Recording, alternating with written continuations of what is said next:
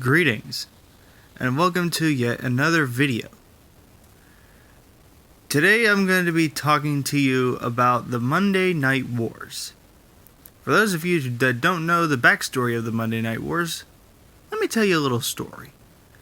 It all began in January of 1993, when Mr. Vince McMahon broke new grounds when he premiered the first syndicated or weekly episodic wrestling show ever, Monday Night Raw, which still goes to this very day. It was an instant success and fans loved it, which means eventually there would become a copycat. Enter Ted Turner and World Championship Wrestling, or as many fans just call it, WCW. In September of 1995, after Raw had a 2-year head start on them, they decided to do their own weekly episodic wrestling show, Monday Nitro, thus kicking off the Monday Night Wars. As they both aired in the same time slot as Raw would air on USA, like it always does, and Nitro would air on TV or TNT at the time.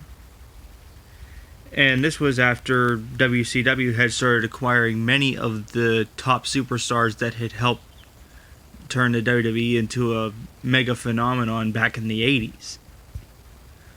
So WWE kept doing what it was doing until it was about, I think, 97, like mid to late 97.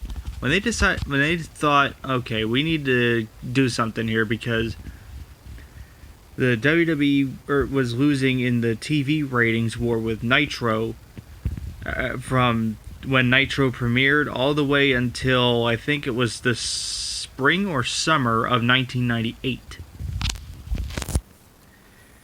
And then Vince McMahon and his roster decided to usher in a new era, one of the most famous eras ever, the Attitude Era.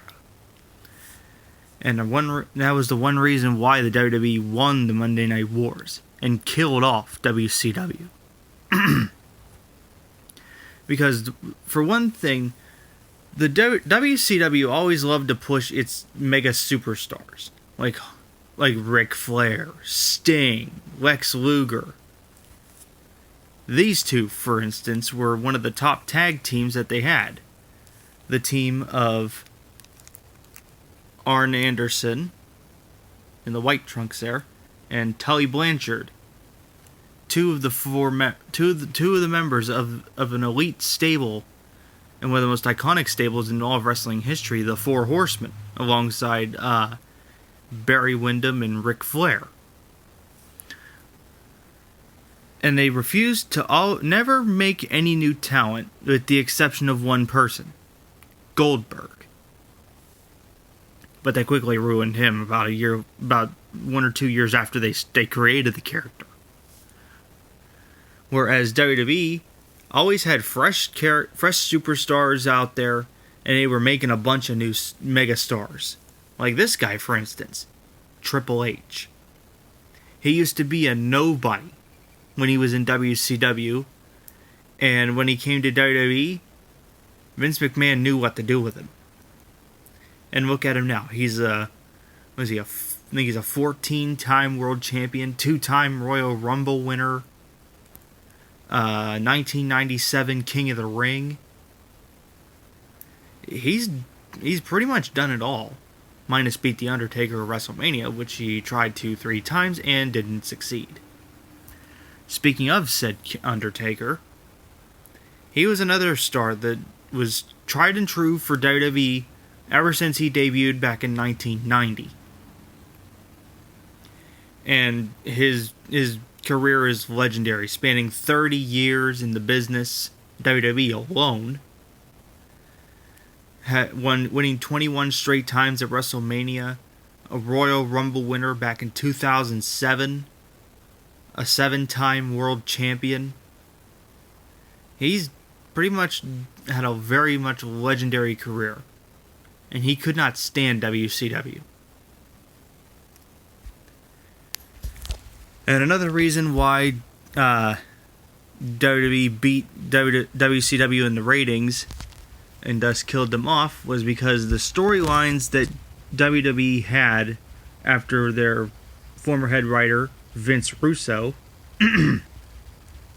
had left the company for WCW overnight, seemingly, became a heck of a lot better because his stuff was just way out there, and to the fans it seemed very much erratic and kind of stupid. And that's pretty much what killed WCW, because they got him as their head writer, and their booking team was all over the place, and they had constant world title changes. Storylines were out the wazoo, and they were terribly written, I must say. But the turning point that people really saw in the ratings war was in January, I believe it was of 1999, when WCW started spoiling the results of Raw, so the fans would stay tuned into Nitro where the action was live, because WWE would sometimes do tapings of Raw instead of doing a live show.